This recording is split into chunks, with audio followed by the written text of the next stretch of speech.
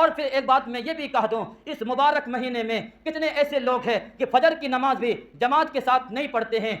کیوں نہیں پڑھتے ہیں؟ سحری کھا کر کے سو جاتے ہیں۔ پورا 11 مہینہ تو نے بستر پر سویا ہے، فجر کی نماز کے ساتھ مذاق کیا ہے، کھلواڑ کیا ہے۔ اس مبارک مہینے میں بھی تجھے غیرت نہیں آتی ہے، تمہارے اندر حیا نہیں آتی ہے۔ مبارک مہینے میں بھی تو نے فجر کی نماز کو قضا کر دیتا ہے، مغرب کی نماز کو قضا کر دیتا ہے، عصر کی نماز کو تو قضا کر دیتا ہے، عشاء کی تراویح کو تم چھوڑ کر کے بستر پر آرام کرتا ہے، بستر پر سکون حاصل کرتا ہے۔ کیا چاہتے ہیں انسان؟ کیا چاہتا ہے یہ بنی آدم؟ کیا چاہتا ہے یہ جناب رسول اللہ صلی اللہ علیہ وسلم کی امتی؟ کیا اس طریقے سے منمانی کر کر کے ہماری زندگی میں بدلاؤ آ جائے گا؟ نہیں بدلاؤ آئے گا۔ توبہ کیجئے، استغفار کیجئے، معافی مانگے پروردگار عالم سے کہ نہیں، آنے والے زندگی اور آنے والے جو یہ چند دن رہ گئے ہیں بہترین طریقے سے گزاریں گے، اوابین کا اہتمام کریں گے، تہجد کا اہتمام کریں گے، درود پاک کا اہتمام کریں گے، نماز جماعت کے ساتھ پڑھیں گے، تکبیر اولیٰ کے ساتھ پڑھیں گے۔ یہ